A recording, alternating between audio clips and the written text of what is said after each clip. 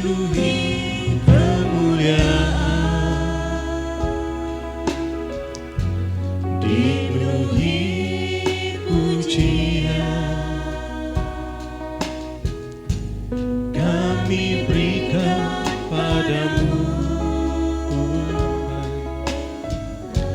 korban pujian. Kau saja yang suci, Kau saja yang suci, Kau saja yang layak. Kau layak, Kau layak terima sembah. Yesus, Kau Tuhan, Kau saja yang suci, Kau saja yang layak, Kau layak terima sembah. Hanya Kau Tuhan. Kita bangkit berdiri bersama-sama, kita angkat pujian ini dari awal. Dipenuhi kemuliaan, dipenuhi pujian, kami berikan padamu Tuhan,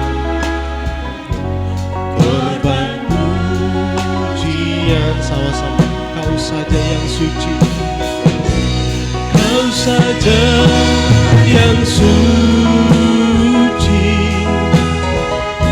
Kau saja yang layak, Kau layak terima sembah. Yesus, Kau Tuhan, Kau saja yang suci, Kau saja yang layak, Kau layak terima sembah. Hanya Kau Tuhan, dipenuhi kemuliaan, dipenuhi kemuliaan, dipenuhi pujian, kami berikan padamu Tuhan, korban pujian. Kau saja yang suci, Kau saja yang suci, Kau saja yang layak, Kau layak terima sembah. Yesus, Kau Tuhan, Kau saja yang suci, Kau saja yang suci, Kau saja yang layak, Kau layak terima sembah. Hanya Kau saja yang suci, Kau saja yang suci, Kau saja yang layak, Kau layak terima sembah. Yesus, Kau Tuhan, Kau yang suci, Kau saja yang suci,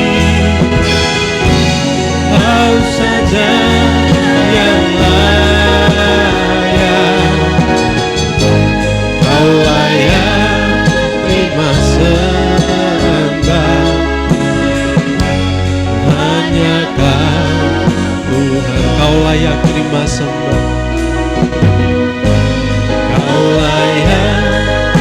Terima sembah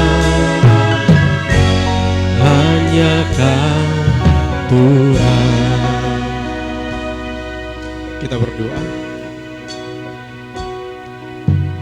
Segala puji, hormat, syukur kami panjatkan kepadamu ya Bapa. Sebab Engkaulah Allah kami, satu-satunya Tuhan yang layak untuk menerima pujian dan sembah kami. Saat ini ya Tuhan, kami datang kepadamu Tuhan, untuk beribadah bersama-sama. Kami memohon supaya Tuhan melayakkan setiap kami, kuduskan, sucikan setiap kami, supaya kami layak di hadapan-Mu Tuhan, supaya kami layak untuk memuji, memuliakan nama-Mu, supaya kami layak untuk mendengarkan firman-Mu Tuhan. Terima kasih Tuhan, Engkau memberkati hamba-hamba-Mu yang terlibat di dalam pelayanan ini, bahkan seluruh sidang jemaat-Mu. Kami juga berdoa untuk mereka mungkin yang masih dalam perjalanan, dalam persiapan menuju tempat ini. Biarlah Tuhan menuntun mereka sampai di tempat ini dengan selamat. Kami berdoa juga untuk mereka yang menyaksikan di rumah masing-masing. Biarlah Tuhan juga berhadirat atas mereka. Terima kasih Tuhan. Ini doa kami. Kami mulaikan ibadah kami di dalam nama Tuhan Yesus Kristus. Puji Tuhan. Amin. Silakan duduk. Dari tempat berbahagia ini saya menyapa Bapak Ibu Saudara semua. Shalom. Ya, salam damai sejahtera dalam kasih Tuhan kita Yesus Kristus, dan sukacita kita bisa berkumpul di tempat ini. Ini bukan karena kebetulan, tapi kami sangat yakin dan percaya bahwa Tuhan sendiri melalui Roh Kudus menggerakkan setiap kita untuk mau hadir di tempat ini. Dan kita akan memuji Tuhan sekali lagi. Kita katakan satu pujian, bagimu pujian.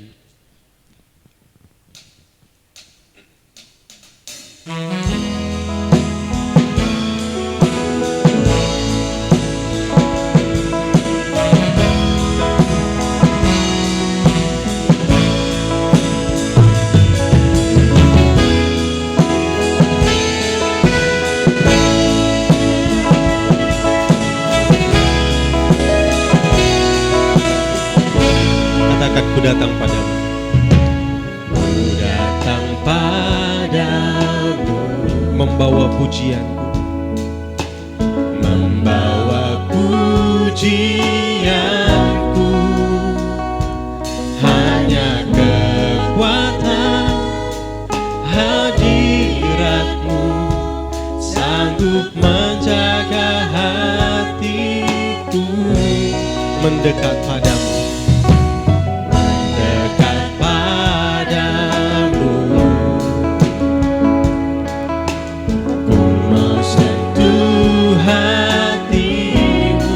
biar ku melihat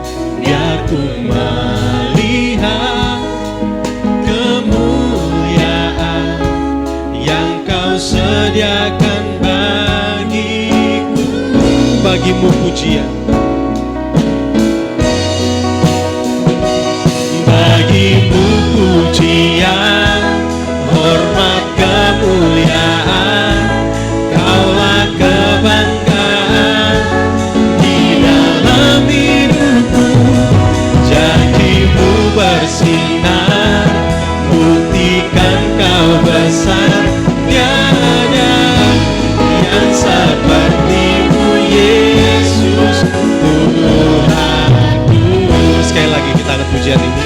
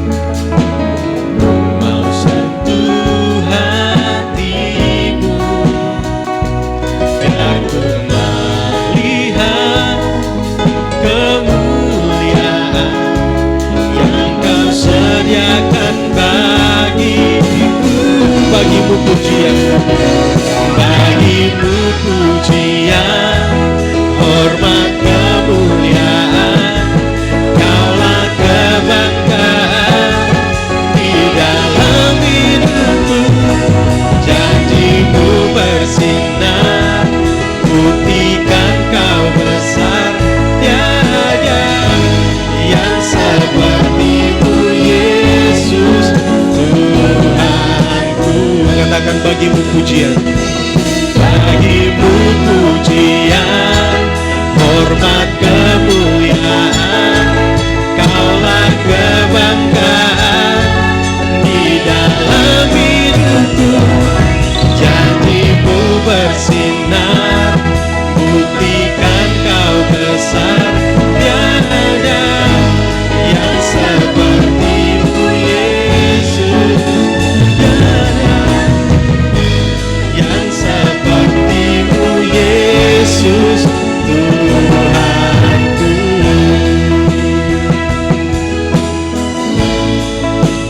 Amin. Kita bersyukur kepada Tuhan,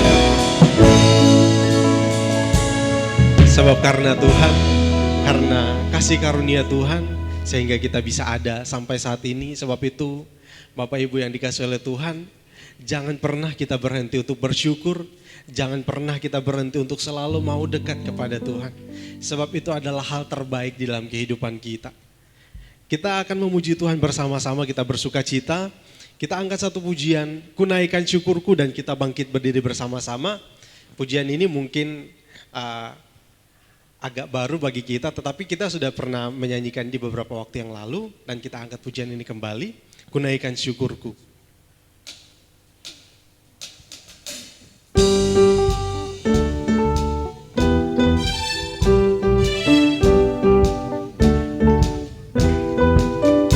Kasih yang begitu besar, lebih kuat dari dosa. Kasih yang menemukanku, kasih yang menemukanku, selamatkan dan pulihkanku. Ku naikkan syukurku, ku tak akan berhenti memuji, meninggikan nama-Mu selalu, menari, memuliakan-Mu. Dibebaskan, dibangkitkan, hidup yang Kau beri, dan ini hanya untuk-Mu.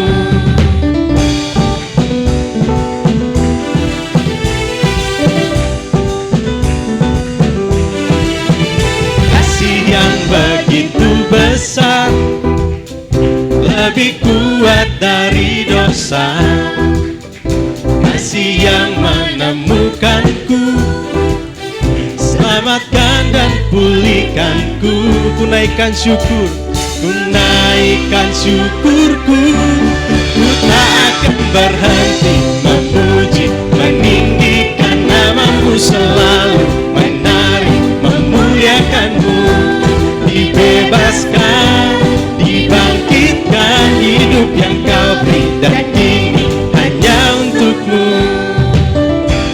Amin.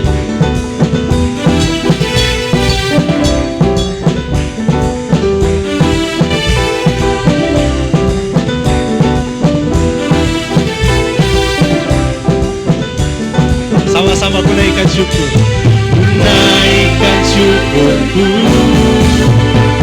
ku naikkan syukurku, ku tak akan berhenti memuji, meninggikan nama-Mu selalu, menari, memuliakan-Mu.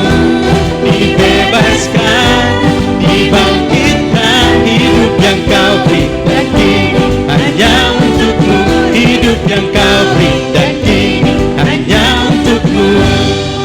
Aku percaya akan Dia, perlindunganku. Aku percaya akan Dia, tanduk selamatku. Aku percaya akan Dia, perisaiku, tempat perlindungan yang tinggi. Bahwa Tuhan juga, bahwa Tuhan juga membantuku. Bahwa Tuhan juga kota bentengku. Bahwa Tuhan juga penolongku, yaitu Allahku dan gunung batuku. Aku percaya akan Dia,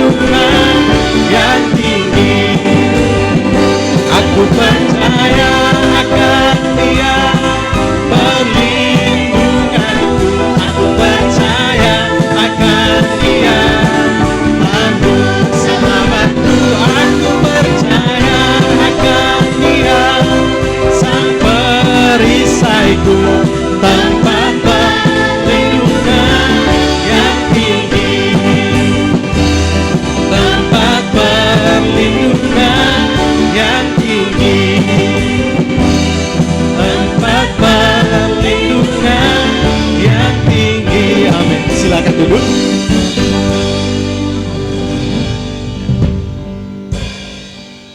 Apapun yang terjadi dalam hidup kita, apapun yang kita alami, tetaplah percaya kepada Tuhan. Dialah segalanya dalam kehidupan kita. Saat ini, di waktu yang terbaik ini, saya berikan kesempatan kepada Bapak Ibu Saudara sekalian.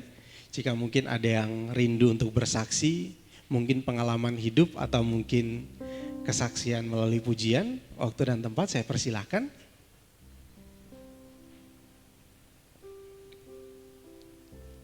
Oke, ada? Kalau belum ada, ya mungkin di lain kesempatan ya, tapi jangan pernah ragu untuk menyaksikan kemurahan Tuhan yang kita alami. Dan saatnya bagi kita saat ini untuk kita dilawat oleh kebenaran firman Tuhan. Sebelumnya kita akan mengangkat satu pujian bersamamu Bapa.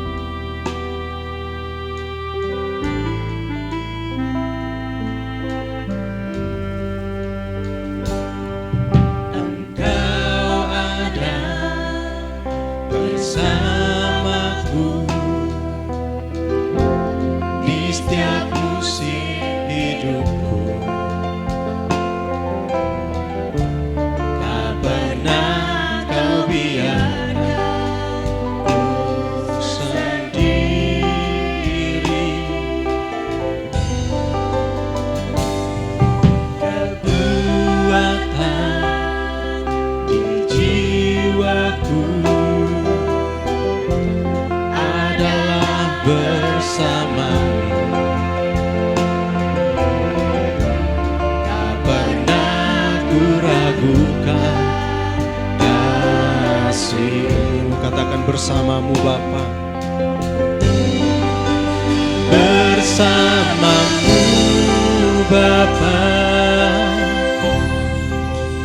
ku lewati semua perkenananmu yang teguhkan hatiku. Engkau yang bertindak, memberi pertolongan, anugerah-Mu besar melimpah bagiku. Sekali lagi, Engkau ada bersamaku.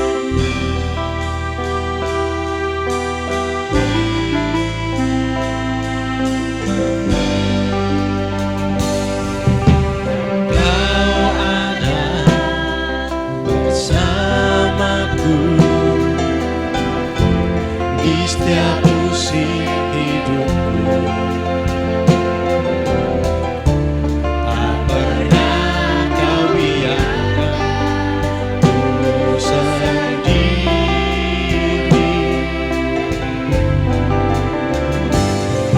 Kekuatan di jiwaku adalah bersama-Mu.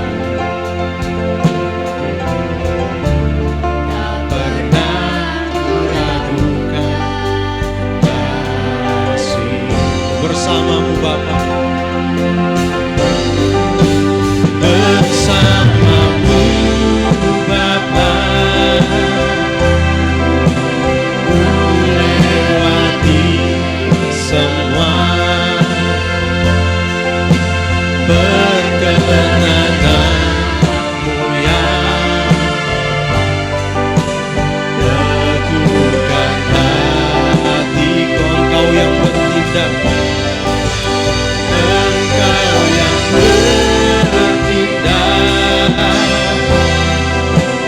memberi pertolongan,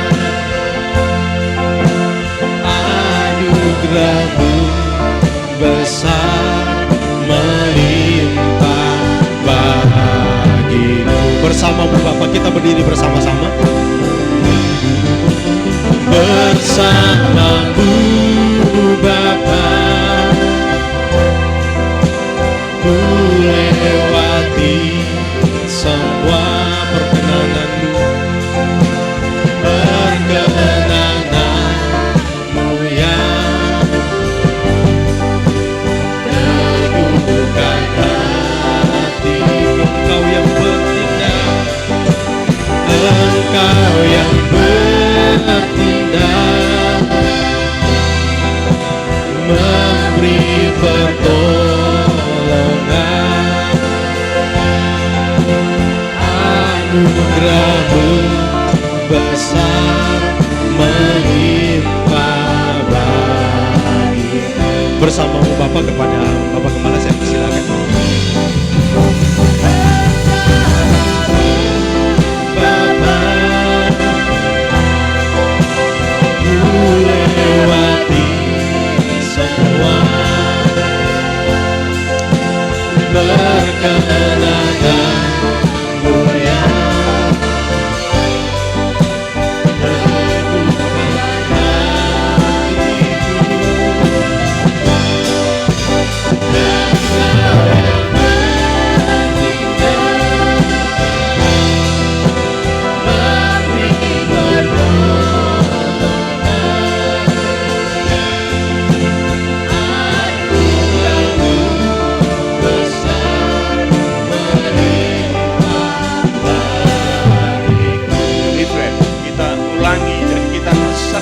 kata-kata ini. Bersama-Mu Bapa, ku lewati semua perkenangan-Mu yang teguhkan hatiku.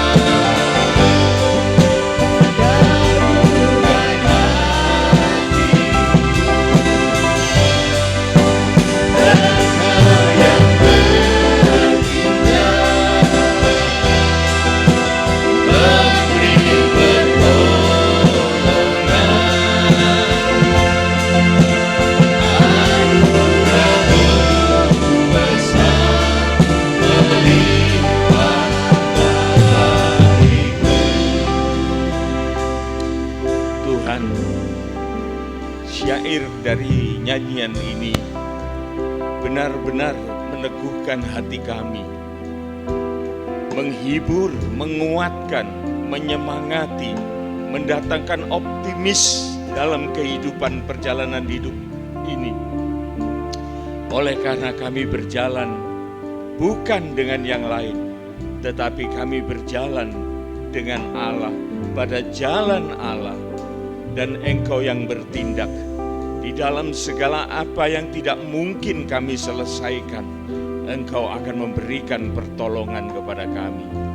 Oleh sebab itu Tuhan, di dalam ketenangan, di dalam keyakinan kami, di dalam kekuatan iman yang Engkau berikan kepada umat-Mu, Engkau juga menginginkan kami untuk memperoleh sesuatu, untuk berbuat sesuatu bagi kemuliaan Tuhan. Oleh sebab itu pagi ini Tuhan, firman-Mu memberikan pencerahan kepada kami, agar kami tahu apa yang harus kami lakukan, agar kami tidak tersesat di dalam perjalanan hidup ini. Dan kami boleh keluar dari zona nyaman, bukan untuk binasa, tetapi untuk menyaksikan bagaimana besarnya kasih Allah atas kehidupan kami semua. Terima kasih Tuhan, kuasai pikiran, perasaan, dan tingkah laku kami, supaya kami tunduk hormat di hadapan hadirat-Mu, mendengar firman-Mu dengan sebaik-baiknya, dan Engkau akan membuat kami berhasil di dalam segala langkah tingkah kami, berhasil di dalam ibadah, supaya kami tetap menjadi orang yang menang di atas pemenang dan memuliakan Tuhan. Terima kasih Tuhan, dalam nama Tuhan Yesus Kristus kami sudah berdoa. Amin, amin. Silakan duduk Bapak Ibu.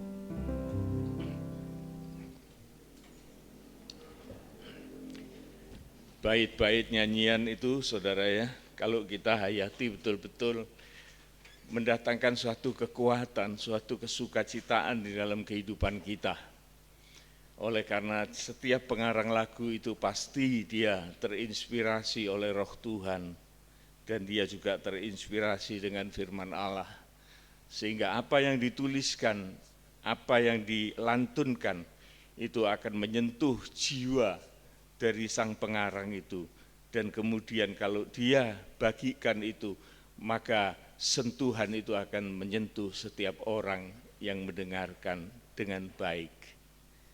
Ini satu kemurahan Tuhan yang diberikan kepada manusia, supaya manusia ini menjadi ciptaannya yang luhur dan dia boleh mengerti akan segala nikmat yang Tuhan sudah berikan. Puji Tuhan. Selamat pagi dan shalom.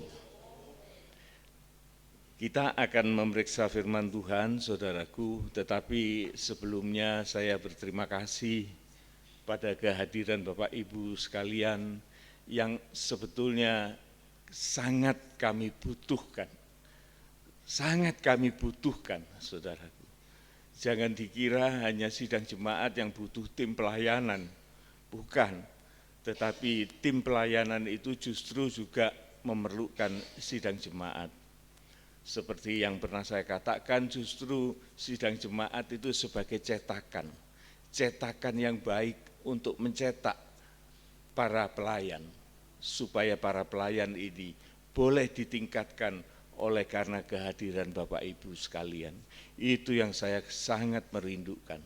Dan sekarang kita ini sudah mulai dibebaskan, ditolong oleh Tuhan, tidak lagi dihantui oleh COVID.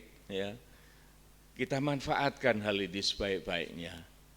Di gereja ini terus terang ada banyak perubahan dari pelayanan, saudara ya. Dan setiap perubahan itu pasti akan menimbulkan dampak. Baik dampak itu bisa positif, baik dampak itu bisa negatif. Tetapi jikalau kita tetap bersatu di dalam satu niat dan kita dipimpin oleh firman Tuhan dan Roh Tuhan, maka kita tidak ada keberatan untuk kita tidak melintasi itu semuanya. Nyanyian tadi mengatakan bahwa kita akan melintasi semuanya itu dengan Bapa kita, dengan Allah menyertai kita, betapapun sulitnya. Yang saya khawatirkan begini, saudara ya, di dalam masa-masa COVID, kita itu bisa menikmati firman Tuhan itu lewat live streaming. Itu bagus, oleh karena itu pemberian dari Allah sendiri secara teknologi supaya manusia itu jangan putus di dalam mendengarkan firman Tuhan melalui live streaming. Itu bagus. Dan suasana itu mungkin nyaman, saudara ya, nyaman gitu. Kenapa? Karena enggak perlu kaku disiplin seperti di dalam gereja. Di rumah sendiri bisa lesehan, bisa sampai minum kopi. Dan itu jujur saya lakukan kok, saudaraku. Makanya saya bisa ngomong ini karena saya juga merasakan gitu. Jadi enak di rumah itu dengarkan streaming kok, sama saja kok kita mendengarkan. Tetapi lama-lama tanpa kita sadari itu merusak loh, saudara. Merusak. Karena zona nyaman itu kalau diterus-teruskan, orang Jawa bilang tuman. Jadi dia tidak lagi mau berjuang seperti biasanya. Ada satu ilustrasi, saudara ya, seperti seekor kodok. Kodok itu terkenal binatang yang paling tinggi toleransi tubuhnya terhadap perubahan cuaca. Kodok itu, katak itu ya, kalau ditaruh di dalam baskom, dikasih air, dia senang tinggal di situ. Airnya dipanasi, dia tidak pusing. Dia masih bisa bertahan. Temperaturnya naik 30 derajat, 35 derajat, 40 derajat, dia masih tahan. Tapi begitu temperatur itu mulai berbahaya, 60 derajat, dia mulai merasa tidak nyaman. Tapi dia bertahan. Saking senangnya bertahan di zona itu, lambat laun panas dari air itu merusak otot-otot dari kodok itu sendiri. Sehingga pada saat dia tahu bahwa dia akan mati oleh karena keadaan ini, dia mau keluar dari air itu. Tidak bisa, karena ototnya sudah rusak. Ya tinggal nunggu ajal aja. Nah ini satu gambaran saudara ya, kita tentunya bukan kodok ya. Tapi ini ada yang jadi ilustrasi kayak gitu. Kodok itu bisa tahan.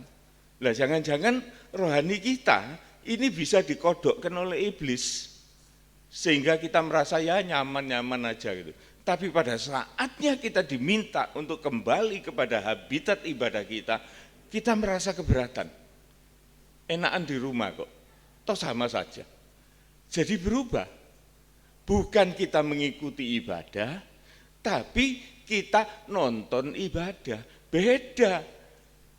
Kita mendowngrade apa yang seharusnya itu sesuatu yang mulia, itu menjadi sesuatu yang semacam itu. Nah ini berbahaya saudara ya. Nah ini cuma satu peringatan aja bagi kita semua, termasuk saya. Supaya kita jangan membiasakan diri di dalam zona nyaman, sembari kita meninggalkan ibadah. Itu memang sangat berbahaya. Oleh karena dunia ini saudaraku, di dalam segala kesempatan dia juga gak tinggal diam. Dia juga akan bekerja dengan kuasa-kuasa iblisnya itu untuk merusak tatanan hidup kita. Untuk itu saudaraku, mari kita periksa firman Tuhan, apa yang harus kita lakukan, apa yang diberikan tugas dari Tuhan kepada kita, dan bagaimana tugas itu harus kita laksanakan, mulai dari mana, dan kemudian untuk siapa, dengan kualitas yang bagaimana, dengan sikap juga yang menurut kehendak Tuhan. Agak complicated saudara ya, tetapi saya akan mencoba merangkum ini semua sebisa-bisanya supaya kita boleh mengerti apa yang harus kita lakukan di masa-masa kita menantikan hari kedatangan Tuhan.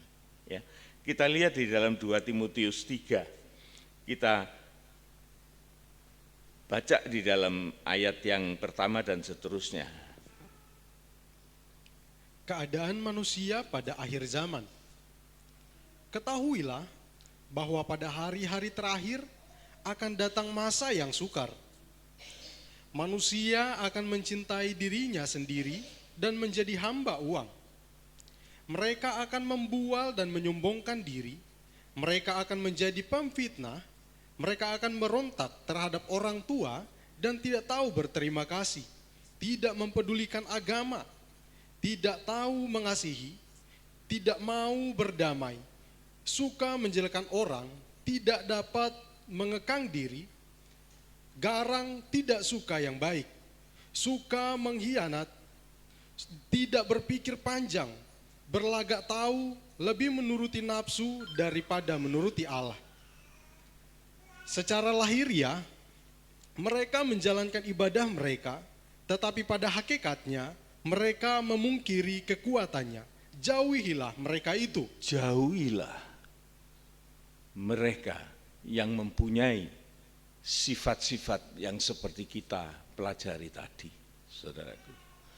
Jauhi ini tentunya bukan semata-mata menjauhi manusianya.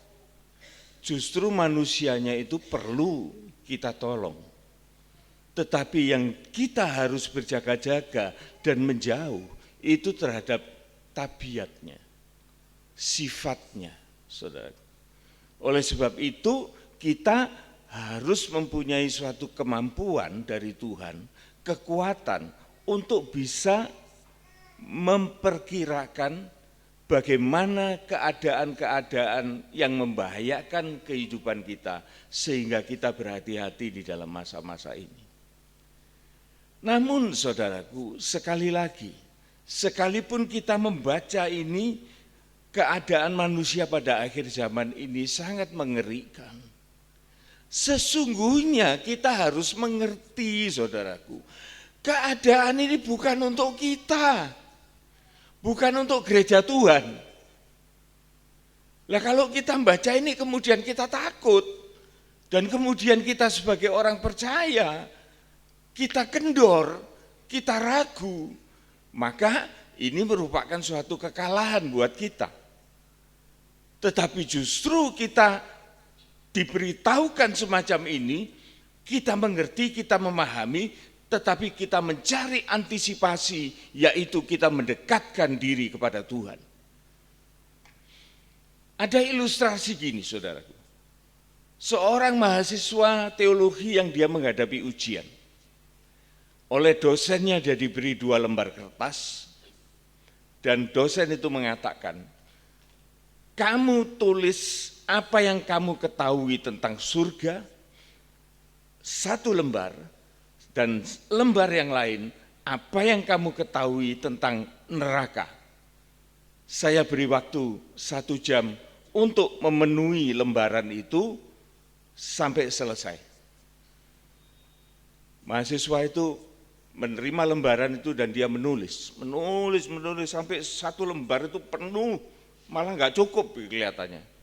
Tapi yang 1 itu melompong. Pada waktu dosen itu selesai waktunya, dia minta, mana?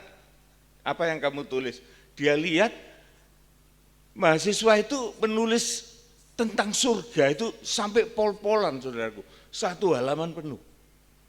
Sedangkan 1-nya kosong untuk neraka. Dosennya itu tanya, loh ini kenapa kamu enggak isi? Apa kamu enggak ngerti? Apa kamu enggak belajar tentang ini? Mahasiswa itu berkata, saya belajar Pak, tapi saya enggak tertarik.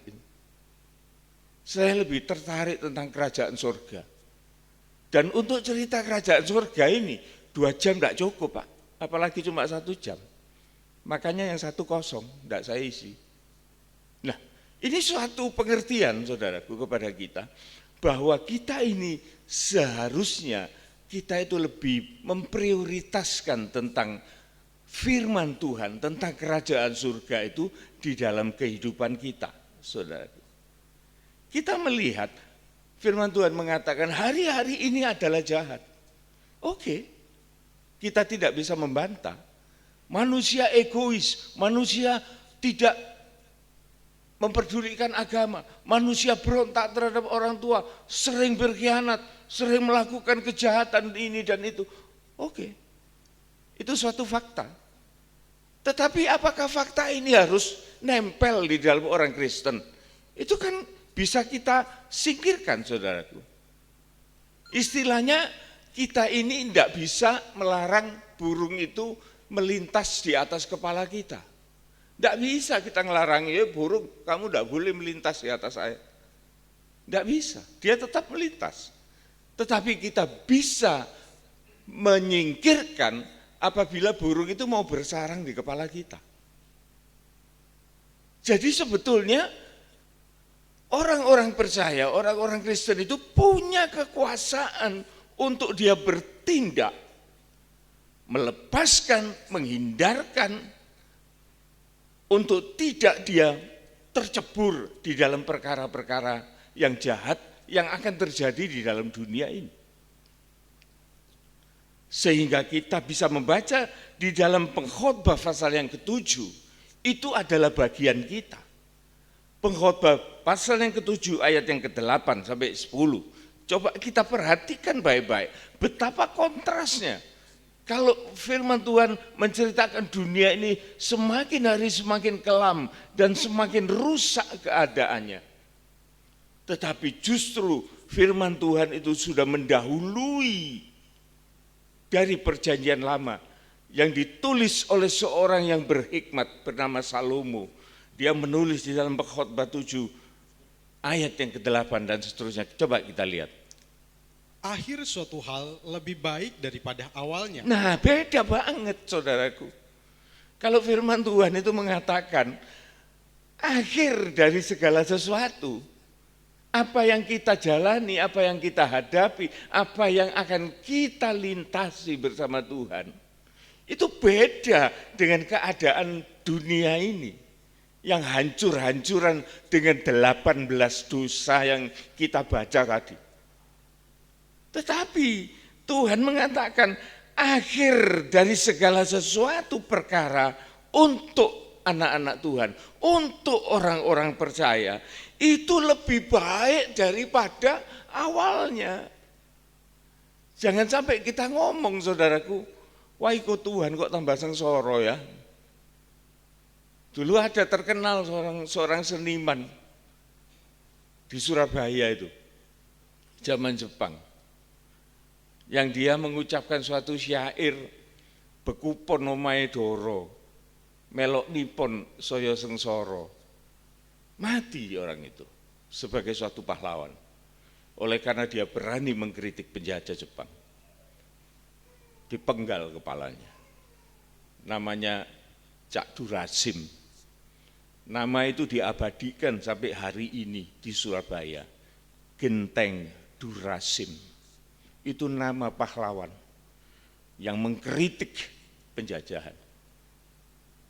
Tapi kita, saudaraku, kita justru dilepaskan. Kita tidak hidup terjajah. Sehingga kita tidak ada alasan untuk kita mengeluh, untuk kita merasa bahwa kita gagal mengikut Tuhan. Janji Tuhan ini jauh lebih kuat, yang mengatakan segala sesuatu yang akan kita hadapi itu akan menjadi lebih baik daripada permulaannya. Terus, panjang sabar lebih baik daripada tinggi hati. nah ini, jangan kita menjadi orang yang congkak, justru kita akan menjadi lemah pada waktunya apabila kita bersikap congkak. Saya pernah melihat suatu karikatur, saudara, ya saya ketawa sendiri. Ada di suatu pantai, seorang kakek yang sudah lanjut usia, perutnya gendut, dia jalan di pinggir pantai, dia berpapasan dengan seorang pemudi. Maka kakek ini berusaha untuk menampilkan yang terbaik, dia mengempiskan perutnya dan dia menahan napas untuk berjalan berpapasan dengan wanita ini. Ya enggak apa-apa, silakan. Tapi setelah papasan, kakek ini tiba-tiba pingsan. Karena apa? Kurang oksigen. Karena dia enggak bernapas. Dia mempertahankan image. Gitu ya. Bukankah kita juga sering gitu, kaum bapak? Sering. Tapi setelah saya melihat itu ya saya ketawa, saya bilang iya bener aku dhewe gendeng kok tahu ngono. Gitu saudara. Nah ini yang akan terjadi kalau kita itu tinggi hati. Ya. Dan kemudian kalau kita tinggi hati itu pasti disertai dengan tidak puas. Oleh karena di dalam dunia ini memang banyak persaingan. Justru persaingan itu yang membuat dunia ini bergerak. Kalau tidak ada persaingan, tidak ada pergerakan, tidak ada kemajuan. Tapi justru karena orang ini takut lapar dan orang ini hidup berkompetisi, maka dunia ini jadi ramai. Tapi di antara ramenya itu, Tuhan itu memberikan pencerahan kepada anak-anak Tuhan supaya dia rame dalam hal yang positif, bukan rame gegeran. Coba ulangi itu. Jangan lekas-lekas. Janganlah lekas-lekas marah dalam hati. Karena amarah menetap dalam dada orang bodoh. Nah, kalau enggak ngerti ini saudaraku, maka tinggi hati itu akan memicu kemarahan kita oleh karena kita merasa selalu tidak berhasil. Tidak ada puasnya saudaraku, tidak ada puasnya. Ya. Karena apa? Karena kita ini, kata firman Tuhan, kita ini termasuk orang yang bodoh. Bodoh dalam hal apa? Mungkin sekolahnya tinggi, tidak bodoh, tetapi bodoh di dalam perkara-perkara rohani, miskin jiwanya. Sehingga orang-orang ini perlu diberi kesempatan untuk belajar. Jangan engkau menjadi lekas-lekas marah dalam hati. Karena marah itu nempel, ceket di dalam dada orang yang bodoh. Terus? Janganlah mengatakan, Mengapa zaman dulu lebih baik pada zaman sekarang? Terus Karena bukannya berdasarkan hikmat engkau menyatakan hal itu. kalau kita hidup ini bersama dengan Tuhan, saudaraku, semakin hari kita ini merasa semakin runyam, itu pasti ada yang salah. Seharusnya kita ini kalau berjalan bersama dengan Tuhan, seharusnya kita ini menjadi lebih matang, saudaraku. Menjadi seorang yang memahami satu dengan yang lain. Suami bisa memahami keadaan istrinya, istrinya juga bisa memahami keadaan suaminya, memahami keadaan teman-temannya. Seorang gembala memahami keadaan jemaatnya, jemaat juga memahami keadaan penyelenggara ibadah. Sehingga di sanalah ada suatu kedamaian. Tidak ada lagi marah-marah, tidak ada lagi sesuatu yang salah paham. Ya. Dan kita mempunyai suatu pengertian bahwa kita ini sesungguhnya itu saling membutuhkan. Itulah kehidupan kita di dalam Kristus.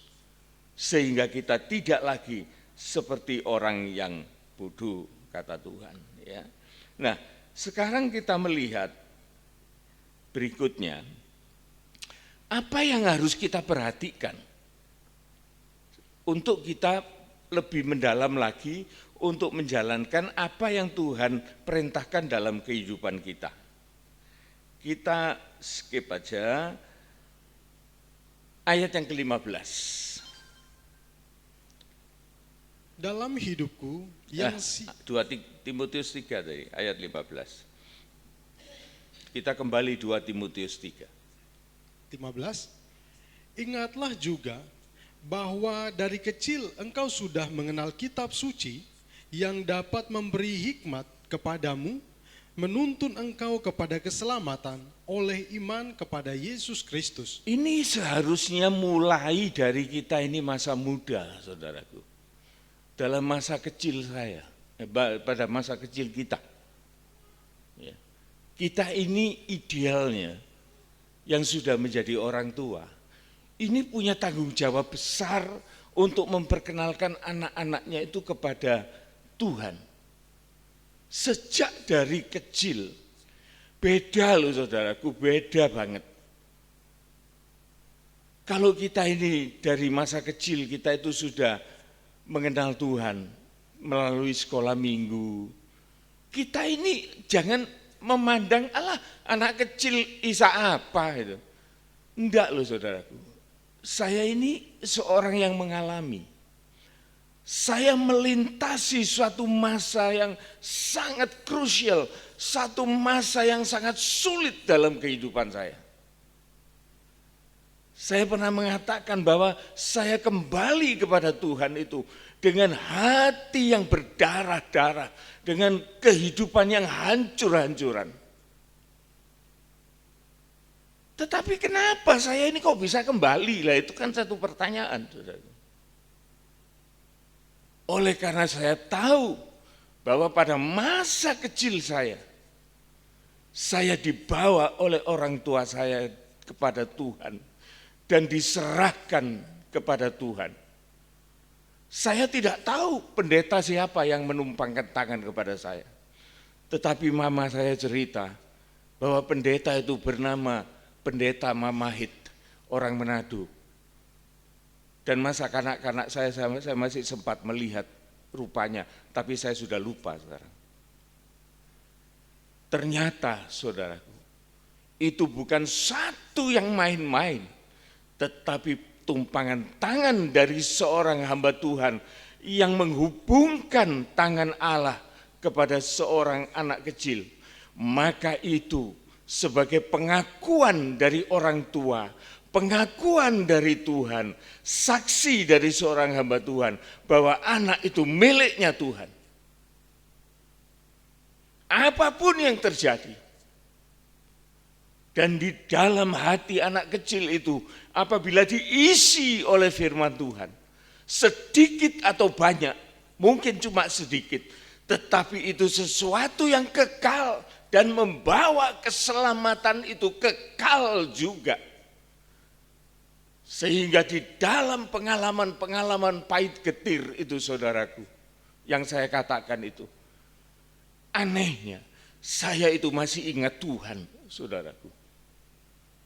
Di dalam setiap apa yang saya hadapi, yang menyakitkan hati saya, yang melukai perasaan saya, yang membahayakan perjalanan hidup saya masih sempat-sempatnya ingat Tuhan. Di dalam keadaan yang semacam itu, yang orang bilang, iya sudah ini tidak ada harapan. Tetapi saya masih bisa datang kepada Tuhan, berdoa. Aneh ya saudara. Justru pengalaman-pengalaman itu bukan untuk menghancurkan saya.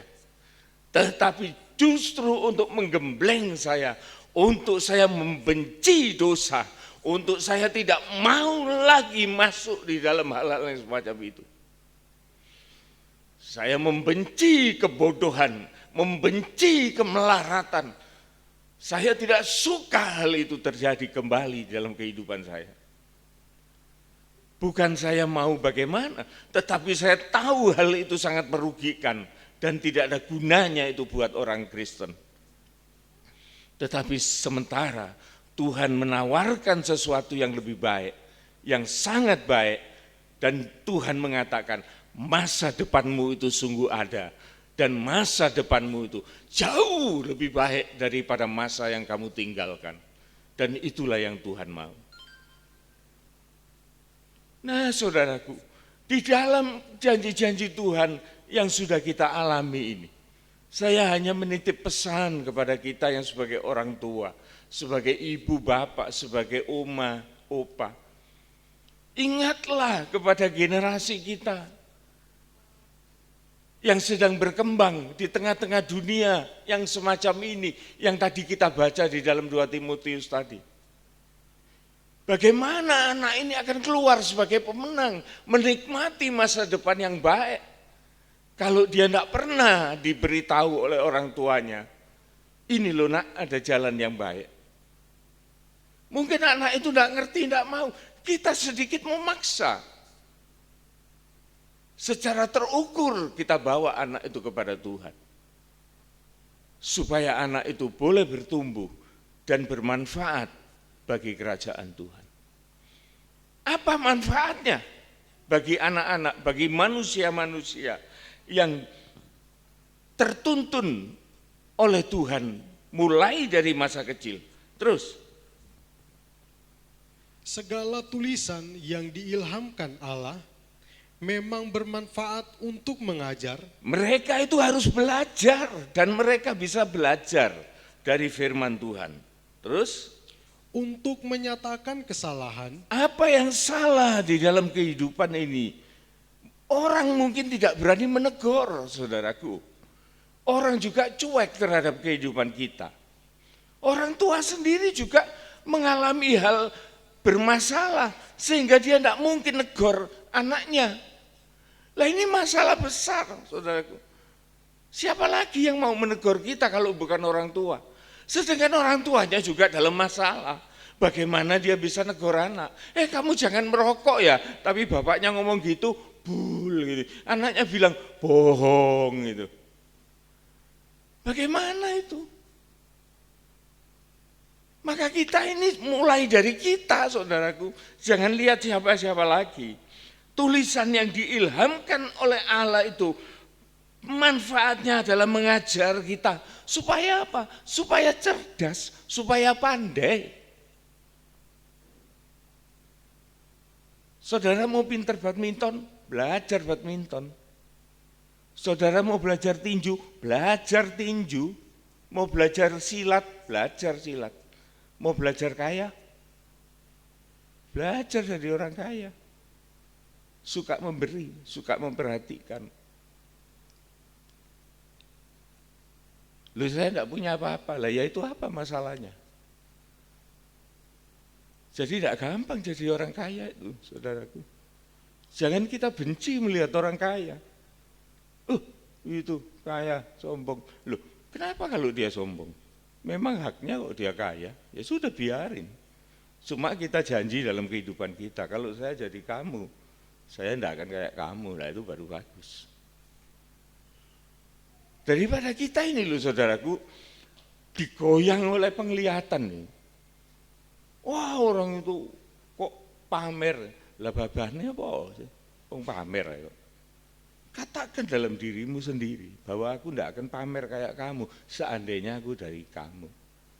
Tapi itu pun juga belum tentu loh saudaraku. Kalau kita jadi kayak dia mungkin kita lebih gila dari dia. Ini yang harus kita pelajari di dalam hidup ini.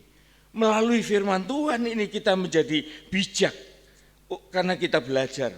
Dan dinyatakan kesalahan-kesalahan kita yang tidak ada yang negor tadi. Yang negor itu adalah firman Tuhan.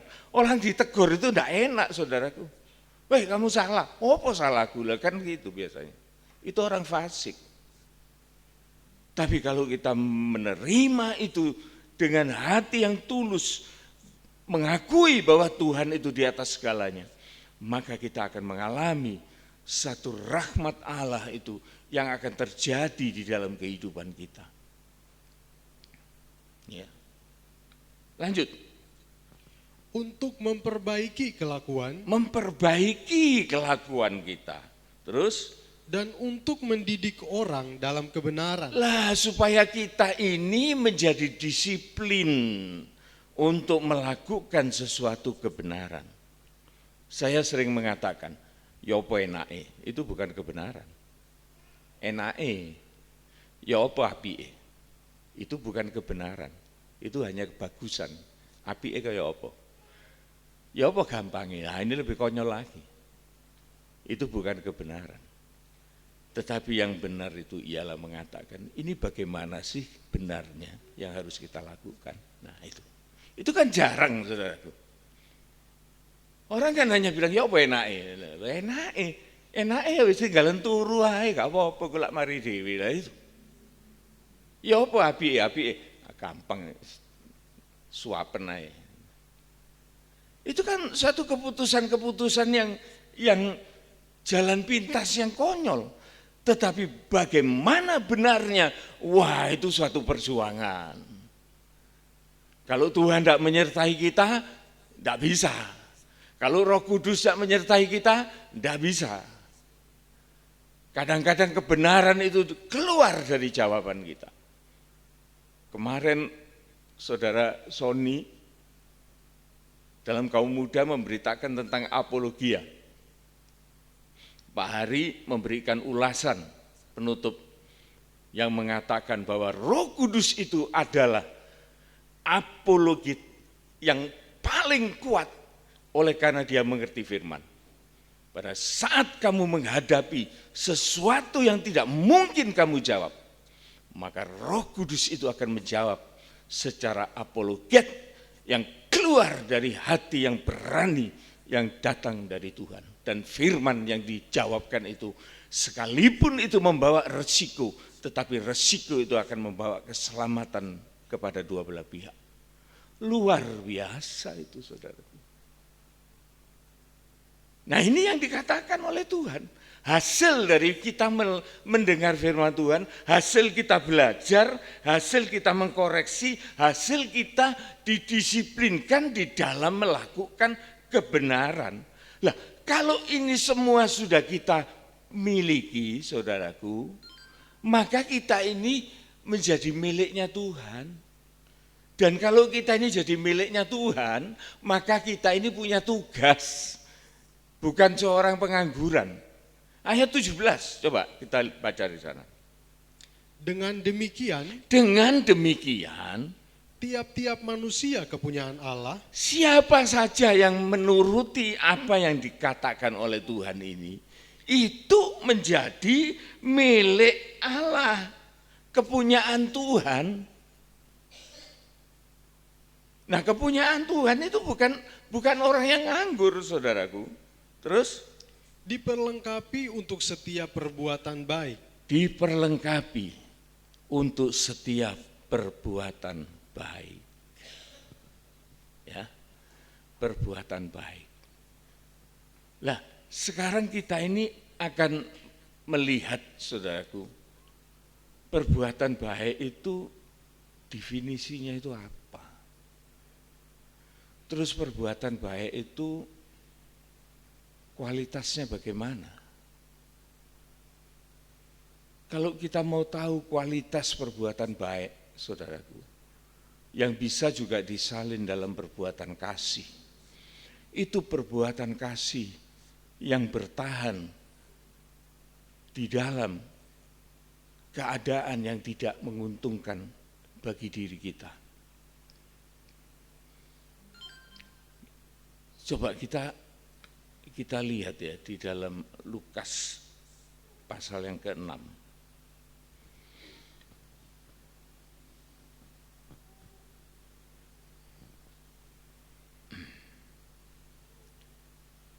Lukas pasal yang ke-6. Perbuatan baik itu asasnya itu bagaimana? Ayat 31. Ayat 31. Dan sebagaimana kamu kehendaki supaya orang perbuat kepadamu, perbuatlah juga demikian kepada mereka. Apa yang kamu suka orang berbuat kepadamu? Usahakan itu engkau berbuat apa yang kamu suka itu kepada orang lain. Saya pernah mengalami sesuatu hal yang sangat kecil dan cepat, saudaraku. Pada waktu saya menghadiri suatu pesta pertemuan, ada seorang teman saya dan juga ada seorang pengusaha besar di gereja kami. Pengusaha ini pengusaha besar, bukan pengusaha biasa. Waktu itu makan bersama-sama, saya di sebelahnya, teman saya di depannya, dan kita makan. Pada waktu teman saya ini makan, dia ngambil sesuatu dan dia mengatakan kepada temannya yang lain, kamu mau ini, makan aja ini, aku enggak suka kok. Pengusaha ini, saudaraku, mengatakan, kamu enggak boleh lu bilang gitu. Apa yang kamu enggak suka, itu kamu kasih ke orang kan? Itu enggak sopan. Saya duduk di sebelahnya, saya mendengar, waduh, saya belajar dari orang ini. Kalau kamu mau mengasihi sesuatu kepada orang, kamu jangan bilang karena kamu enggak suka, kamu kasih ke orang. Seharusnya kamu ngomong, saya suka, tetapi saya sudah kenyang. Nah, itu lebih sopan. Nah, seperti halnya ini, saudaraku. Apa yang dikehendaki oleh orang lain, perbuatlah yang semacam itu. Kendati, saudaraku, hal itu tidak menimbulkan sesuatu yang menyenangkan. Coba kita lihat di dalam Lukas 6 ini, saudara ya. Ada sesuatu yang aneh yang kita bisa mendengar, bisa membaca, dan kemudian kita bisa mempertimbangkan kebaikan macam apa yang harus kita miliki dari Tuhan ini. Ya. Pertama-tama kualitasnya gitu. Apa yang kita suka, itu orang lain juga akan menjadi suka. Itu yang harus kita korbankan. Jadi kebaikan itu adalah suatu pengorbanan. Orang Jawa itu bilang tepo seliro. Tepo itu tepak, seliro itu awak. Tepak no awakmu dhewe. Kon seneng gak, nek gak seneng ya ojo gawe gak senenge wong. Nah, di dalam Alkitab ini ada sesuatu yang aneh, saudaraku. Di dalam Lukas yang ke-6 ini, kita baca ayat yang ke-27, kita lihat di situ. Tetapi kepada kamu yang mendengarkan aku berkata, kasihilah musuhmu. Loh, sampai musuhnya itu suruh kasih loh. Itu satu perbuatan baik loh. Apa bisa orang berbuat kayak gitu? Orang dunia ini bisa berbuat baik luar biasa, melebihi orang Kristen, saudaraku. Tetapi itu hanya untuk prestasi, untuk profesi. Sehingga seorang pelayan hotel bintang 5, dia dilatih sedemikian rupa menerima tamu, dibanding dengan hotel melati. Beda, saudaraku. Kalau kita naik pesawat, di kelas utama, beda pelayanannya dengan kelas ekonomi. Kita belum masuk pesawat, tasnya sudah dibawa sama pramugaranya. Coba ekonomi, gendongen dewe, bayar ritik apa enak, nah itu. Ya, jadi beda. Tapi kita, saudaraku, harus lebih dari itu. Kepada kamu, aku berkata, kasihi musuhmu. Terus? Berbuatlah baik kepada mereka, kepada orang yang membenci kamu. Justru kita harus berbuat baik kepada orang yang membenci kita. Bisa enggak? Buru-buru orang yang benci kepada aku, ambil bujuku dewe aku nyengit kok. Nah, kan gitu saudara ya. Itu manusia. Nah ini harus kita pertimbangkan gitu loh. Ya, saya baca ini saya ketawa sendiri kok waktu itu. Saya baca, wah aneh Tuhan ya. Terus selanjutnya, Mintalah berkat bagi orang yang mengutuk kamu. Berdoalah bagi mereka yang membenci kamu. oh ya gak iso.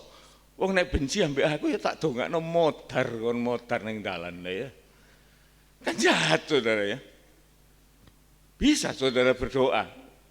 Kalau orang itu habis memaki-maki saudara kemudian saudara berdoa, Tuhan berkati orang, wah omong kosong.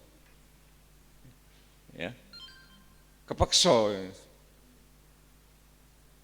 Tapi Tuhan mau saudaraku, kita ini berbalik dari kebiasaan dunia. Jangan kita mengutuk, justru mendoakan orang yang membenci. Terus ayat 29. Barang siapa menampar pipi, ulangi, barang siapa menampar pipi yang satu, berikanlah juga kepadanya pipi yang lain. Dan barang siapa yang mengambil jubahmu, biarkan juga ia mengambil bajumu. Mau kita kayak gitu saya. Tempelin plok nyoh, nyonyor ya. Ya kalau yang ngeplak itu kayak siapa? Bu siapa ya? Bu, iya Bu Novita ya, kecil gini, nampar saya mungkin ini tok ya, si tok mana plok, nggak apa-apa. Tapi kalau yang nampar itu kira-kira Ferry ini gimana? Coplok ndase. Apakah ini harus kita turut gitu? Kalau kita mau berbuat baik, mau berbuat kasih, apa ya nyoh-nyohan dikamplengi wong menengai. Ya enggak saudaraku, enggak. Saya yakin ini pasti enggak. Bukan itu maksudnya. Tetapi maksud dari ayat ini semacam metafora, semacam suatu pemahaman, saudaraku, bahwa hidup kita ini harus seorang yang tangguh di dalam perasaan kita. Oleh karena pipi ini tempat kita yang merasa. Kalau kita ditampar terasa panas, jangan kita langsung geluntung. Ini namanya orang tidak pernah latihan. Tetapi kalau orang itu terlatih perasaannya, saudaraku, kalau dia ditampar yang kanan, pasti orang ini tidak gampang jatuh. Dia masih mampu untuk memberikan lagi satu kesempatan. Kalau kita diminta pakaian kita, itu berarti suatu pelayanan. Berikan semuanya. Loh, lah kita kan tidak punya pakaian. Enggak saudaraku, bukan itu maunya. Kalau kita memberikan, berarti kita punya pakaian yang baru. Karena Tuhan yang memberi. Sehingga sebagai seorang anak Tuhan yang dipercayakan sebagai milik Tuhan, maka dia dipersiapkan, dia diberi kekuatan, dia diberi kekayaan, dia diberi stamina untuk berjalan lebih dari 1 mil seperti permintaan orang lain. Dia bisa berjalan 2 mil. Ini bukan semata-mata dalam letterlek, saudaraku, pengertian ini. Lah kalau yang dijak jalan pendeta loro jantung ya apa? Mosok 1 mil, 100 meter aja melet. Tetapi yang dimaksud ini adalah stamina rohani kita. Daya tahan perasaan kita menghadapi perbuatan-perbuatan yang tidak baik. Kemampuan kekayaan kita untuk mengcover hal-hal yang kita butuhkan dan kita bisa memenuhi kebutuhan orang lain. Hebat saudaraku. Sedikit saya memberikan suatu perbandingan saudara ya, soal tampar menampar ini supaya saudara yakin dalam hal ini. Kita baca di dalam Yohanes 18 ayat yang ke-23. Jawab Yesus kepadanya. Kita baca 22 dulu. Ketika ia mengatakan hal itu, seorang penjaga yang berdiri di situ menampar mukanya sambil berkata, "Begitukah jawabmu kepada imam besar?" Ini pada waktu Yesus dihadapkan kepada imam besar dan dia ditanya, "Apa yang kamu ajarkan kepada orang Yahudi?" Yesus bilang, "Aku mengajarkan di tengah-tengah masyarakat tidak ada hal yang tersembunyi. Mengapa kamu menanyai aku? Tanya aja kepada masyarakat apa yang aku ajarkan." Lah, jawaban ini dianggap melawan, saudaraku. Kemudian ada seseorang yang menampar wajah Yesus. Loh, sungguhan loh saudaraku. Jadi tampar menampar ini bisa terjadi secara letterlek juga. Jadi kita harus hati-hati. Ya. Kita harus hati-hati. Tetapi saya mengatakan bahwa hal itu pun Tuhan tidak suka mengalami hal yang semacam itu. Ya. Ayat 22, ya, ayat 23.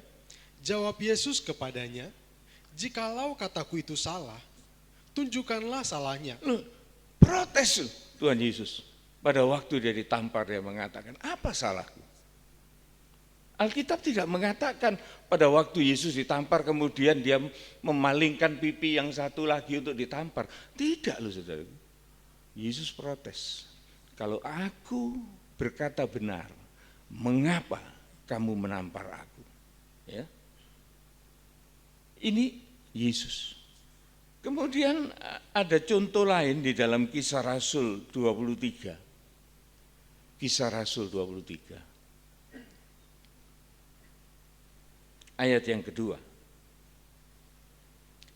Tetapi imam besar Ananias menyuruh orang-orang yang berdiri di dekat Paulus menampar mulut Paulus. Iya, ini juga sama nasibnya. Rasul Paulus dihadapkan pada suatu mahkamah pengadilan. Dan kemudian oleh karena jawabannya yang nyelekit, maka pengadilan itu menyuruh seseorang untuk menampar muka Paulus. Apa firman Tuhan bilang setelah Paulus ditampar yang kiri, kemudian Paulus menoleh untuk menyerahkan pipi kanan? Ya enggak saudaraku. Apa yang dilakukan oleh Paulus? Ayat yang ketiga, membalas itu. Membalas. Itu membalas itu dengan satu tekanan bahwa dia tidak terima dengan perbuatan ini. Membalas itu. Apa yang dia balaskan? Paulus berkata kepadanya, "Allah akan menampar engkau, hai tembok yang dikapur putih-putih. Engkau duduk di sini untuk menghakimi aku menurut hukum Taurat. Namun engkau melanggar hukum Taurat oleh perintahmu untuk menampar aku." Jadi saudaraku, kita mengenali bahwa ada bacaan dalam Alkitab itu yang bisa kita mengerti secara harafiah. Tetapi saudaraku, kita jarang memahami arti sesungguhnya di balik sesuatu yang harafiah. Ini kita diajari untuk jadi orang yang mikir. Jadi bukan hanya apa yang kita baca kemudian kita lakukan, bukan. Ada contoh lagi saudaraku, sebagaimana ada gambaran Tuhan Yesus sebagai seorang gembala mikul domba. Saudara pernah lihat itu? Pernah lihat itu? Mikul anak domba. Itu kan ada background ceritanya yang mengatakan Ada seorang gembala yang punya 100 ekor domba, satu hilang, 99 ditinggal di padang gurun, dia nyari satu. Setelah itu dia dapat, ketemu, dia gendong, dia pulang, dan kemudian dia bersukacita dengan teman-temannya. Loh, itu cerita itu begitu sederhana dan gampang dimengerti. Lah pengeterapannya ini yang keliru seringkali. Yang salah itu siapa? Gembala. Loh, jemaatnya hilang itu. Gembala ini kok lo gue gak nolei. Loh ya nek wedhus gampang ditolei. Ketemu dicekel-cekel digendong ayo mulai nang kandang cemplung namane. Selesai. Lagi sama penungso. Lah apa gembalanya ndak nyari? Nyari saudaraku. Orang yang keluar meninggalkan gereja kita ini, saya datangi rumahnya satu-satu, saudaraku. Saya imbau apa sih salahnya saya ini, apa sih salahnya jemaat ini. Mbok ya saya itu dikasih tahu, saya ini orang baru.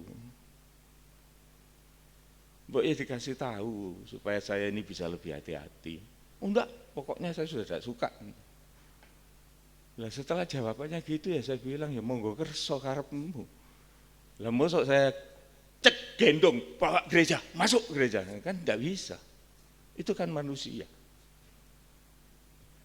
Jadi pengeterapan saudaraku di dalam firman Tuhan ini akan membawa kita semakin wise, semakin bijak di dalam kita mengenal rencana Allah untuk kita ini bisa melakukan satu kebaikan.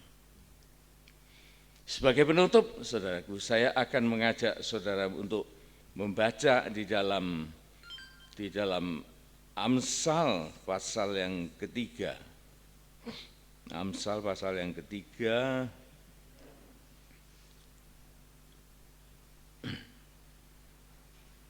Kita baca ayat yang ke-27. Ini definisi dari kebaikan yang harus kita jalankan. Ya. Sebetulnya masih banyak cerita tentang kebaikan ini, tapi saya potong kompas saja supaya kita selesai pada tepat waktu. Amsal 3 ayat 27, ini definisi. Anjuran untuk berbuat baik. Anjuran untuk kita berbuat baik. Janganlah menahan kebaikan daripada orang-orang yang berhak menerimanya. Jangan kita sok untuk menahan perbuatan-perbuatan baik kita, perbuatan-perbuatan kasih kita kepada orang-orang yang berhak untuk menerimanya. Apa termasuk tadi orang-orang yang membenci kita, orang-orang yang mengata-ngatai kita, orang yang memusuhi kita? Ya, termasuk orang-orang itu. Itu menjadi satu tanggung jawab kita untuk kita mau merawat, mendoakan orang-orang semacam itu. Karena orang-orang itu punya hak yang sama di hadapan Tuhan. Mungkin di hadapan kita dia tidak punya hak, tapi di hadapan Tuhan itu satu kehidupan, satu jiwa yang perlu diselamatkan, yang perlu menerima kebaikan. Jangan kita menahan sehingga kita mempunyai rasa benci. Nah, kalau kita ini punya rasa benci, maka kita ini yang kalah, saudaraku. Orang Kristen yang kalah itu ialah orang Kristen yang membenci kepada sesamanya. Beda loh, saya tadi mengatakan saya benci kemelaratan, saya benci dosa. Lah itu patut kita benci. Tapi kalau manusia ya jangan, saudaraku. Manusia itu selalu ada harapan. Ya. Kecuali kalau kita sudah memang mentok. Seperti saya ceritakan tadi, sudah datang, sudah berbaik hati, sudah minta-minta, sudah memohon, tapi masih berkeras hati, itu sudah lepas dari kita. Sehingga ayat ini mengatakan jangan menahan kebaikan dari orang yang berhak menerimanya, padahal engkau mampu untuk melakukannya. Nah kalau kita sudah melakukan itu di luar kemampuan kita, maka darah orang itu tertanggung atas orang itu sendiri. Firman Tuhan mengatakan kalau ada orang itu berdosa dan dia harus mati, tetapi kita menyadarkan orang itu, maka orang itu selamat dan engkau pun juga menerima keselamatan itu. Tapi kalau dia menolak, maka keselamatan itu tetap ada pada kita. Orang yang menolak itu yang di luar keselamatan. Tetapi kita harus selalu positive thinking untuk kita selalu berbuat baik kepada orang siapapun dia. Ya. Oleh karena dengan satu alasan orang itu punya hak untuk menerima dari Tuhan. 28. Janganlah engkau berkata kepada sesamamu, pergilah dan kembalilah, besok akan kuberi, sedangkan yang diminta ada padamu. Iya. Jangan kita menahan-nahan. Kalau memang orang itu hak, kita wajib. Itu loh saudaraku. Jadi kebaikan itu adalah konsep dari orang melaksanakan hak dan kewajiban. Hanya itu. Saya selalu mengatakan kepada tim ini punya hak yang sudah ditopang oleh jemaat. Tetapi tim ini punya kewajiban yang harus juga kita berikan kepada jemaat. Supaya ada kesinambungan, tidak ada kelelahan. Tetapi kita tetap terpelihara di dalam keselamatan, saudaraku. Ini yang dimaui oleh Tuhan untuk kita dapat melakukan kebaikan. Kita baca terakhir 1 Korintus 4 ayat yang ke-7, supaya kita tidak menjadi arogan, supaya kita tidak menjadi sombong, supaya kita tidak menjadi pelit di dalam hal menjalankan kebaikan ini. Ayat yang ke-7, sebab siapakah yang menganggap engkau begitu penting? Siapa yang menganggap kita ini begitu penting? Bukankah masih lebih banyak orang yang lebih dari kita? Apakah orang-orang itu tidak lebih penting dari kita? Banyak saudaraku. Kita ini apa sih? Masih banyak orang yang begitu penting. Terus? Dan apakah yang engkau punyai yang tidak engkau terima? Kita lahir kosong saudaraku. Tapi kalau kita mempunyai sekarang ada rumah, ada suami, ada istri, ada anak, ada cucu dan lain sebagainya. Bukankah itu kita menerima semuanya itu? Bukan kita yang menciptakan itu, tapi kita terima. Terus? Dan jika engkau memang menerimanya, mengapa engkau memegahkan diri seolah-olah engkau tidak menerimanya? Iya, seolah-olah kita semua yang mampu untuk melakukan hal itu. Lah ini malah Tuhan mengingatkan, jangan kita punya pikiran semacam itu. Kita rangkum semuanya ini saudaraku. Dimulai dari janji Tuhan yang menyertai kita melintasi bumi yang gelap ini. Dan Tuhan mau kita menjadi miliknya mulai dari sejak awal, sejak muda, sejak anak kita dididik untuk menjadi milik kepunyaannya. Dengan satu tujuan, untuk kita mengamalkan segala kebaikan di depan dunia yang begitu jahat. Kita mempunyai suatu perbedaan sebagai anak-anak Allah yang hidup. Kita berjalan di dalam perdamaian kepada siapapun. Dan kita tidak menjadi congkak, kita memenuhi hak dan kewajiban kita. Sebagaimana yang Tuhan jelaskan tadi, jangan menunda-nunda atau kita bermalas-malasan. Mengapa? Karena waktu itu tetap berjalan, saudara. Kita enggak tahu kapan kita ini diberi kesempatan. Tapi sekarang selagi ada kesempatan, lakukan itu dengan sebaik-baiknya. Jangan kita melihat aku masih muda. Tidak ada artinya muda tua itu, saudaraku. Lah kalau Tuhan mau memberi saya 25 tahun lagi, saudara mau apa? Lah saya juga tidak bisa nolak itu. Tapi kalau Tuhan bilang, enggak, saya cukup sesuk aja, ya sudah, selesai. Tetapi selagi kita hidup, maka kita ini mempunyai satu tanggung jawab, satu kewajiban, yaitu kita berbuat baik kepada siapapun. Ini yang Tuhan mau saya menyampaikan kepada kita semua. Dan Tuhan akan mengabulkan segala doa yang baik. Dan kita siap bekerja di dalam ladang Tuhan. Amin.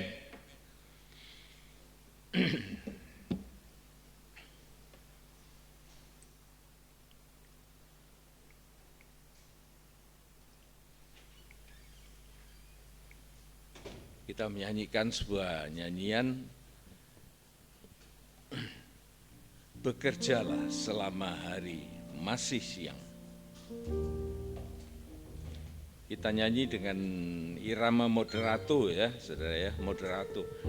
Ini memang lagunya lincah bossa nova, tapi kita iramakan secara moderato.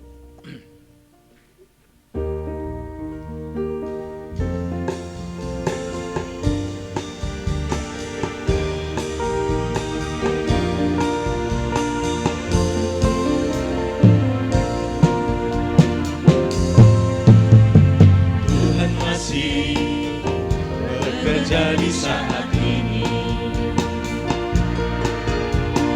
biarpun waktu mau menjelang petang hari,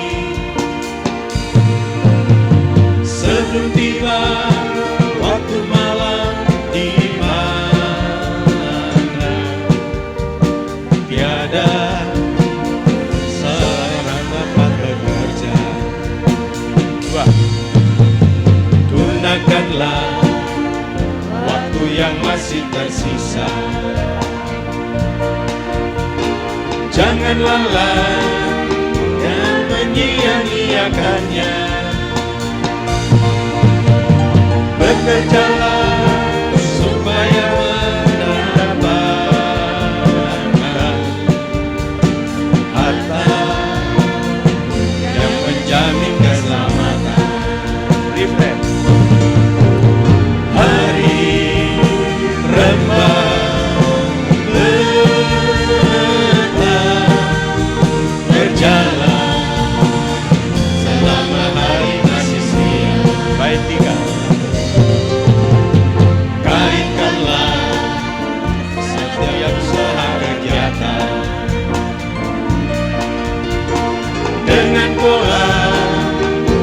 Sesuai rencana Tuhan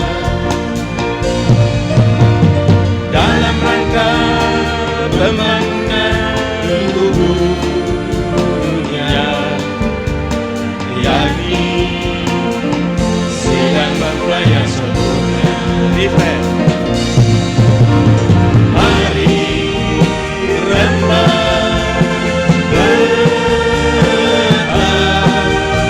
berjalan satu.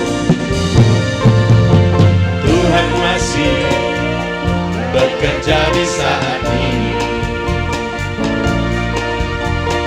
biarpun waktu mau menjelang petang hari, sebelum tiba waktu malam di mana tiada dapat bekerja. Baik dua, gunakanlah waktu yang masih tersisa, jangan lalai dan menyia-nyiakannya. Bekerjalah supaya mendapatkan harta keselamatan. Different. Hari rembang berjalan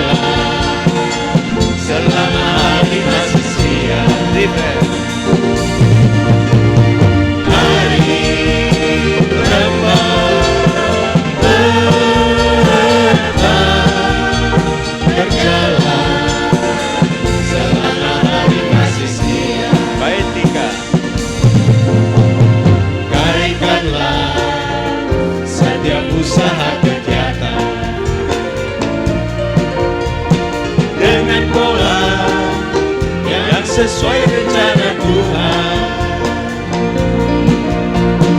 dalam rangka pembangunan tubuhnya. Yakin sedang membayar sempurna. Refresh, kita bangkit. Hari rembat tetap berjalan selama hari masih siang. Hari rembat tetap berjalan selama hari masih siang.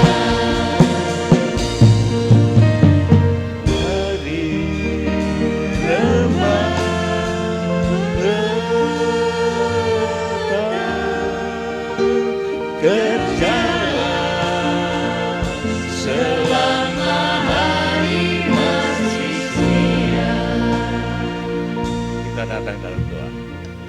Tuhan, terima kasih Engkau masih memberikan kami hari-hari kami untuk hidup di dunia ini. Engkau telah memberkati perjalanan hidup ini Tuhan sampai pada detik ini. Engkau tetap memberikan kepada kami suatu pengarahan dan suatu pengharapan bahwa Engkau masih akan tetap memakai kehidupan kami. Siapapun kami yang ada di tempat ini yang mendengar akan firman ini Tuhan, untuk berbuat baik kepada siapapun tanpa pengecualian. Oleh karena kemampuan kami menghadapi semuanya ini pun juga berasal dari Engkau, bukan dari kemampuan kami. Di waktu kami menghadapi manusia-manusia yang mengeraskan hati, manusia-manusia yang justru menyerang kami, yang membenci kami, Engkau sudah memberikan suatu persiapan, perlengkapan, dan Engkau yang memiliki kehidupan kami, Engkau yang bertanggung jawab atas kami. Maka kami akan melewati semuanya ini dalam sukacita. Tuhan, doa kami ialah, biarlah kami semua mengalami hal yang semacam ini. Kami tidak usah untuk masuk di dalam kekelaman dan kejahatan, kekejaman dunia ini. Tetapi kami memiliki hari depan yang lebih cerah daripada hari yang sudah kami lalui. Di dalam Engkau semuanya akan menjadi lebih baik Tuhan. Betapa hati kami bersyukur, sekalipun mata kami, jasmania kami memandang itu sebagai suatu kesulitan, tetapi iman kami justru bertumbuh menjadi suatu pengharapan dan mengasihi Engkau, untuk kami juga bisa mengasihi orang lain. Inilah Tuhan doa kami, kabulkanlah kami Tuhan. Inilah doa kami Tuhan, jangan ada kebencian dalam hati kami kepada siapapun. Kalau kami harus mencintai orang-orang yang membenci kami, Tuhan, terlebih lagi kami harus mengasihi saudara-saudara kami seiman, saudara-saudara kami sepenanggungan di dalam Engkau. Inilah Tuhan yang kami peroleh dari firman-Mu dan sebagai sikap hidup kami dalam dunia ini. Terima kasih Bapa. Segala kepujian dan hormat hanya bagi Engkau. Dan di dalam nama Tuhan Yesus Kristus kami sudah berdoa. Amin. Amin.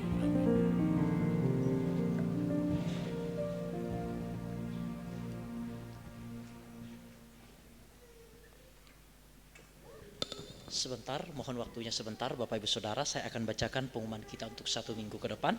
Namun sebelumnya kami semua tim pelayanan berterima kasih kepada Bapak Ibu Saudara yang selalu mendukung di dalam kehadiran, di dalam doa, di dalam keuangan dan lain sebagainya. Tuhan Yesus memberkati kita dalam segala hal, dalam kesehatan, keluarga dan pekerjaan kita. Dan kiranya Bapak Ibu Saudara kita tidak bosan-bosannya dalam mendengarkan firman Tuhan. karena firman Tuhan itu yang akan menguatkan kita. Beberapa pengumuman yang saya bagikan bagi kita semua.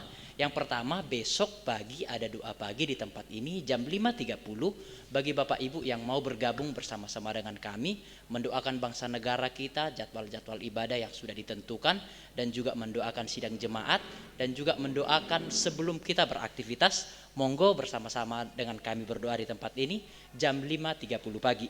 Yang kedua, Bapak Ibu, ibadah PA berjalan seperti biasa, yaitu hari Rebo jam 5 sore. Selanjutnya ibadah kaum muda berjalan seperti biasa hari Sabtu jam 5.30 sore. Dan juga sekolah minggu berjalan seperti biasa, yaitu hari Minggu jam 4 sore. Bagi Bapak Ibu yang memiliki anak-anaknya namun mungkin berhalangan untuk mengantarkannya ke gereja, nggak usah sungkan, boleh langsung saja menghubungi saya pribadi. Saya siap mengantar dan menjemput anak-anak dari Bapak Ibu Saudara semuanya. Ibadah Minggu juga berjalan seperti biasa, yaitu hari Minggu jam 8 pagi. Untuk minggu depan Bapak Ibu, kita kedatangan tamu dari Surabaya, yaitu Bapak Mario yang sebelumnya sudah pernah juga melayani kita. Bapak Mario Gani yang tinggi itu Bapak Ibu, itu nanti akan melayani kita di tempat ini. Jadi saya harap kedatangan dan partisipasi kita juga. Pengumuman selanjutnya yang saya bagikan bagi kita semua, berdoa, ada permohonan doa bagi yang berulang tahun. Adik Irin berulang tahun, selamat ulang tahun. Saya sedikit cemburu rohani kepada adik saya ini Bapak Ibu. Mungkin waktu seumuran dia saya masih main kelereng Bapak Ibu Saudara, tapi dia sudah melayani Tuhan. Kiranya Tuhan pakai luar biasa suatu saat. Amin. Dan juga adik Selin berulang tahun, kita juga akan doakan bersama-sama. Dan juga berdoa bagi Bapak Pingping dan Ko Willy yang juga berulang tahun. Bapak Pingping ada, selamat ulang tahun Pak, Tuhan berkati dalam kesehatan, keluarga. Oh ya, Bapak Pingping. Oh iya ya, oke. Ko Willy ya sama. Yang berulang tahun hari ini. Dan juga kita berdoa bagi ibu dari Bapak Hari yang akan operasi ya Pak ya. Hari apa Pak? Hari Selasa. Oke, yang akan operasi kita doakan bersama-sama. Yang akan operasi hari Selasa. Oke, dan pengumuman yang terakhir bagi kita semua. Setelah ibadah ada latihan paduan suara bagi Bapak Ibu yang terlibat latihan paduan suara atau yang mau ingin latihan paduan suara, monggo bersama-sama dengan kami di tempat ini kita ada latihan paduan suara sebentar. Demikian pengumuman yang saya bagikan. Ada mungkin yang kelewatan? Cukup? Oke, cukup. Ya, demikian pengumuman yang saya bagikan bagi kita semua. Mari kita bangkit berdiri bersama-sama Bapak Ibu. Kita akan menerima doa berkat dari Bapak Gembala kita.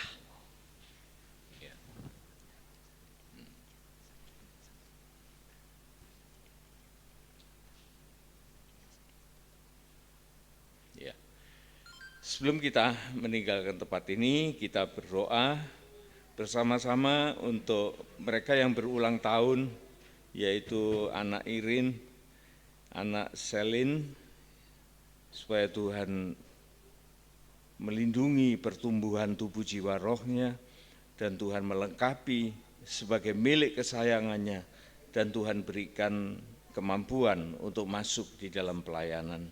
Dan juga kita berdoa untuk Pak Pingping dan Pak Willy ya, yang juga berulang tahun hari ini, supaya mereka juga dipakai oleh Tuhan di dalam hikmat marifatnya kepada keluarga mereka masing-masing, dan Tuhan Yesus yang dipermuliakan di dalam keluarga mereka. Untuk Ibu dan Bapak Hari, atau Pak Hari tepatnya, yang akan mengalami operasi katarak mata, supaya Tuhan menolong para medis dan memberkati segala obat yang dimanfaatkan dan mendatangkan hasil yang positif dan baik. Kita berdoa bersama. Tuhan, atas nama-nama yang telah disebutkan di hadapan-Mu, maka Engkau mengenal siapa mereka lebih dalam. Dan Engkau mempunyai rencana yang indah di dalam kehidupan mereka, dan Engkau mengenal apa yang mereka butuhkan di dalam perjalanan hidup mereka. Kami hanya mendoakan Tuhan, supaya hal-hal yang terbaik yang terjadi atas kehidupan kami semua, sidang jemaat-Mu. Oleh sebab itu Tuhan, kami mempercayakan diri kami kepadamu, melalui kami mendapat asupan dari firman-Mu dan Roh Kudus yang memimpin jalan hidup kami. Maka kami tenang bersama-Mu. Terima kasih Tuhan, buat semuanya ini Engkau memberkati mereka masing-masing di dalam segala kebutuhannya. Dan Tuhan juga kami berdoa bagi segala kegiatan kami di minggu depan ini, pelayanan-pelayanan di dalam minggu depan ini Tuhan, kami serahkan di dalam tangan kasih-Mu, dan biarlah kami melakukan apa yang menjadi tugas kami dengan sukacita di dalam pimpinan Roh-Mu yang kudus. Kami berdoa buat mereka yang sakit Tuhan, yang terganggu kesehatannya, siapapun mereka dan dimanapun mereka berada, biar kiranya kasih-Mu, tangan kasih-Mu yang penuh dengan berkat dan kuasa menyentuh kehidupan mereka dan memberikan pemulihan yang sempurna. Inilah doa kami. Saatnya kami menerima berkat dari Tuhan. Saudara-saudaraku yang kasih dalam Tuhan Yesus Kristus, terimalah segala berkat, kasih, karunia, anugerah yang keselamatan yang kekal, sukacita surgawi, damai sejahtera akan menyertai kehidupan kita semua mulai dari hari ini sampai Maranatha Tuhan Yesus datang kembali.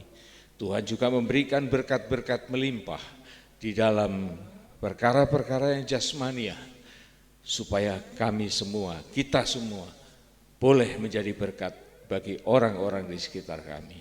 Pulanglah dengan segala berkat ini menyertai kita semua dalam nama Tuhan Yesus Kristus. Amin, amin, amin. Tuhan memberkati.